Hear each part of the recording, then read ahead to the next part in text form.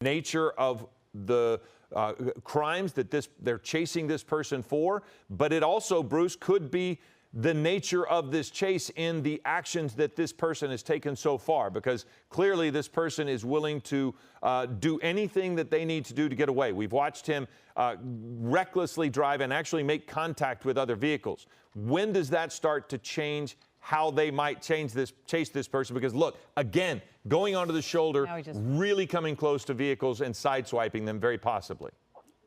Yeah, unfortunately, there was a study done years ago, and there were so many people that were injured or uninvolved third-party accidents due to police chases.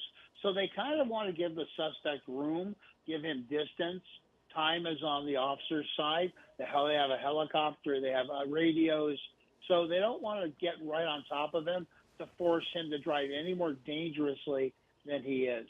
Yeah, absolutely. You're absolutely right. As we watch this, and we do know that the watch commanders, they have to talk about what to do with this. We are also learning that this person might be armed. So that may play a factor in why police are absolutely desperate to capture this person. We don't know exactly the weapon, Philip. I haven't heard that. I just know that we are learning that, our officers are thinking it could be a high-capacity rifle, an AR. So they're highly concerned. We're not talking about a handgun. We're talking about the possibility of a rifle. And again, you can see in their actions, they are aggressively going after this person. So they clearly think that there is a very real danger to the community to allow a person who might have this type of weapon in the community. Which also, Philip, Bruce. You know what? I'm sorry, Colleen. One of the other things too is now you stop the vehicle and you do a felony traffic stop or a high-risk traffic stop. And as Philip said, if this person has an assault weapon or some sort of high-capacity weapon, now the officers are thinking way ahead. What do we do if we stop them? How do we contain it? How do we control it? That is, so, I think, Bruce, we talk about it multiple times. There's no routine traffic stop for officers. Every time they stop a car, it could look like a minivan with a family inside. Those are still very tense for officers. So let alone right now, you have information this suspect is a possible robbery suspect or at least a grand theft auto suspect. They may be armed with an AR rifle, which is a very, very dangerous weapon. Now they have to figure out, what do you do? I mean, are you just hoping this person will run out of gas?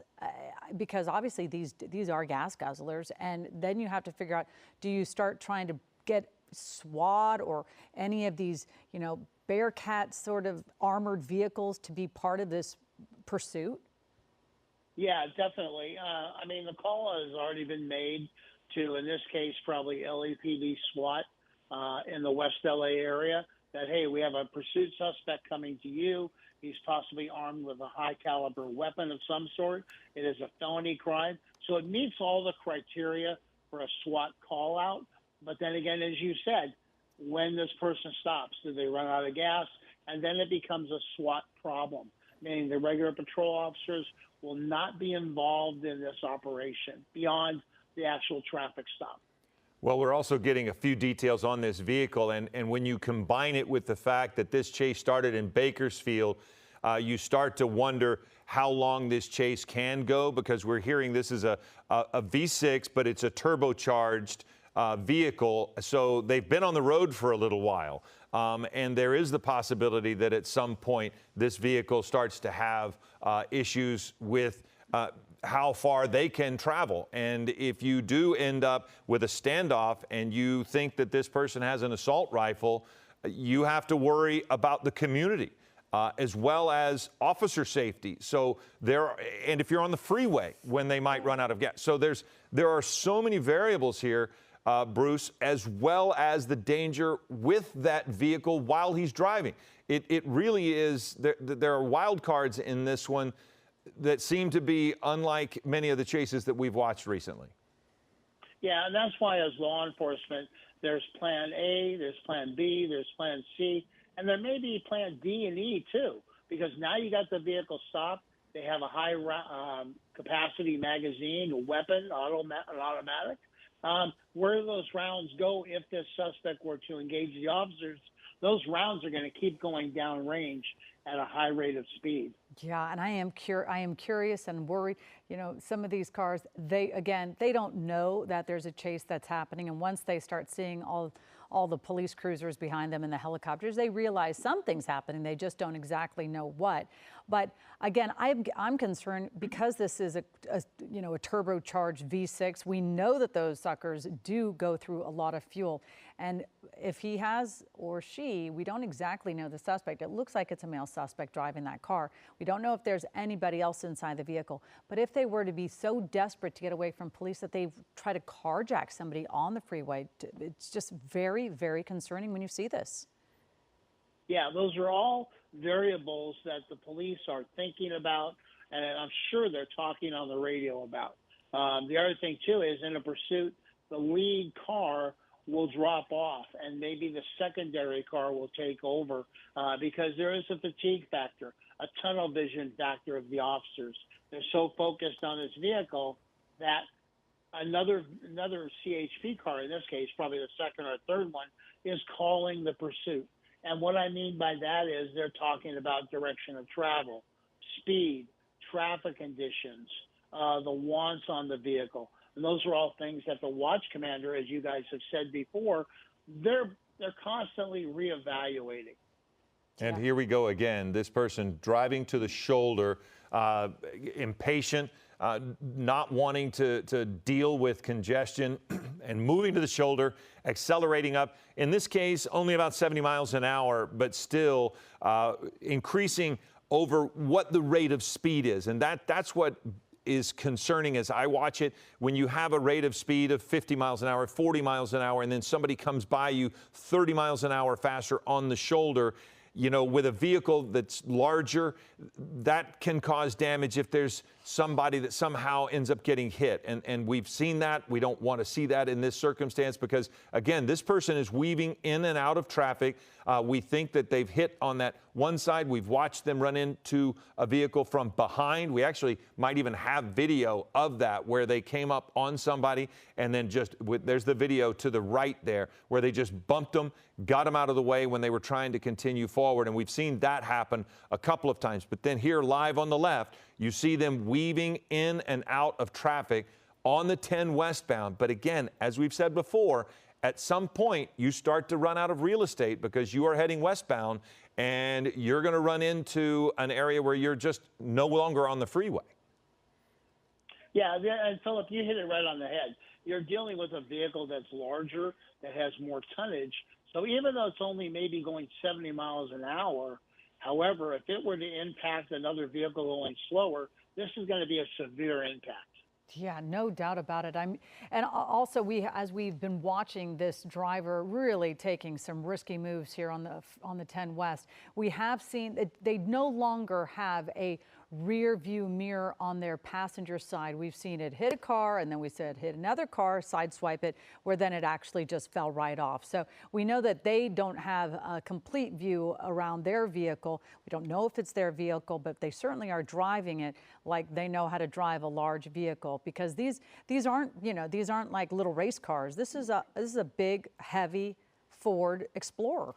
Well, and one of the things that is possible here, and Bruce might even be able to talk about it, because there's nowhere for this person to go really on this freeway. We know anybody that has gone west, you know that at some point there are just a few exits to be able to take. We're getting word that there are some opportunities, whether it's Fairfax or National. CHP is able to kind of position themselves ahead of the chase with spike strips. And so, Bruce, at some point, this person's going to have to get off the freeway, and those are options to possibly get a spike strip. And we're getting word that they might be planning that. So this is advantageous to a degree because the person has gotten on a freeway and they can get ahead of them. Yeah, the nice thing about that, like you just said, with the spike strips is traffic gets a little more congested. CHP can run some traffic breaks in those two areas, Fairfax and National, and even going La Cienega further going west. so that maybe they can put strike strips down. But the biggest factor is they have to control the traffic in that operational area. Yeah. Again, we know you are going to be approaching, you know, if you just drop off in Santa Monica, it leads you right down to the ocean. So we know this is an area that's heavily congested. We're also learning a little bit more about this vehicle because, you know, we're talking about how much Looks like he hit gas. one. Looks like he hit one. See the front left? I didn't see it, Philip. The front left Oh, looks yeah. like he might have lost some air. Yeah, you're right. We were looking at the suspension earlier, Bruce. I'm not sure if you can see it as well, but it does look like the front driver's side tire looks like it's having issues. He's drifting, and again, those spike strips don't cause it to go out immediately without air. They slowly lose air because you don't want the suspect to completely lose control of the vehicle, cause it to roll and cause damage to a lot of different people. They slowly lose air, and that looks like that tire is now borderline on the rim. And what's going to happen is that the rubber, the tire will eventually just start to peel away. That will heat up. And there have been times where it will just, you'll see it to start smoking and they'll either lose control. But the two front tires, actually, we're getting word that even the right-hand side might be gone. But he will lose control of that vehicle. He's not going to be able to steer that vehicle very well. He'll have to go in a straight line. But Bruce, now what happens? So you get what you want. The chase stops. But if this person does have an assault rifle, now what do you do? Well, as you said, it does appear the left front and possibly the right front are deflating, and he's going to be on the rims probably very shortly. However, when the vehicle stops, as most police cars and agencies years ago went with AR-15s, meaning they have a military-type assault weapon in the vehicle. So they're going to match firepower with firepower. I know, but that is something that happened, and it's a very dangerous situation. But if this guy were to come out, and we'll assume it's a guy with some sort of automatic weapon, Air 7 HD will definitely pull out of the shot because it's not going to be pretty. Yeah, and I'm assuming that at some point the CHP is going to have to do a traffic break. They're going to have to close down this freeway because what they're anticipating might be really, really dangerous for a lot of innocent bystanders here who are on the freeway. But I don't know how long a truck like this can go when both the front tires are flat and riding on rims. Well, straight line, he'll be able to go until it just overheats and everything starts to catch fire. He won't be able to steer, but he can go straight. But what you're pointing out, I think, is exactly what's happening behind. You saw CHP is stopping traffic behind, Yeah. and then there goes the wheel. So traffic behind is going to be kept at a safe distance. Traffic in front just continues to move along. So here's what's happening now. You see he's pulled off to the shoulder. So the people behind, hopefully, are going to be able to be kept away. Air 7 is going to stay at a safe distance because now we're going to see officers are at the ready, and we're going to see if this person is going to pull out. Even those people behind, though, with a high-powered rifle, an assault rifle, if that's what this is, they're still possibly at risk. So the officers have to treat this very carefully. The person is still in the vehicle, and now they, as you mentioned earlier, Colleen, we don't know how many people are in the vehicle. They don't know what he has in there, but we have been reporting there is the possibility that this person has an assault rifle, which makes this a very dangerous situation for authorities. And we don't know if there's other suspects. We don't know if there's anybody else armed in the car.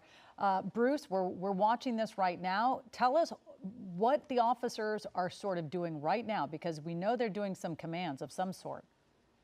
Yeah, they're talking to this person using verbal commands, asking them to drop the keys out, open the door as the suspect's doing, keep your hands above your head, keep them away from your waist, comply to our commands, walk back to our vehicle, or lay down in the center of the street, and then they'll do a tactical approach. But it looks like the suspect is complying. Yeah. Okay. That is the best of all circumstances. It's interesting they don't have them laid down yet. But, you know, obviously they know what they're doing, and they must not see a weapon. I'm sorry, but different agencies do different felony traffic stops. Some will call them back to the door frame of the car, and then handcuff them and search them. Others will have them lay out in the middle of the street. Others will have them go into custody right in front of the patrol car. Not only did he comply, it seems as if through this chase, they've been able to have a pretty good idea that there's nobody else in that car. While they haven't officially cleared the vehicle, their demeanor has changed remarkably. Now they'll move forward to make sure that there's nobody else in that car. But it does look as if this is going to be a situation where they have one suspect in custody. We know at least grand theft. Possibly robbery. There will be a litany of charges related to the chase itself because this suspect, we believe we saw him sideswipe several vehicles. We saw him run into the rear of several vehicles, and we've had a chase that was from Bakersfield to near Santa Monica, Cheviot Hills, down on the west side of town. Once he went down the 5 and got on the westbound side of the 10 freeway before a spike strip knocked out the front wheels of that vehicle. But it does look like they're clearing the vehicle now. Yeah, and you know, this is going to be a big investigation. So for anyone who's trying to take that 10 west heading to Santa Monica, you are going to be in for a big headache. So try to find alternate routes because right now we know that these investigations will take a little time. And if you don't have time, you will be stuck in this. You already see that traffic. It's going to be backed up for quite a while they finish this arrest and the investigation. Want to thank Bruce Thomas, our law enforcement expert, for joining us. We're going to wrap this up and return you to regular programming. Don't forget, Eyewitness News at 3 o'clock. We'll have the latest on this if there's any update necessary. For Colleen Sullivan, I'm Philip Palmer. We'll return you to regular programming. This has been Eyewitness News with breaking news.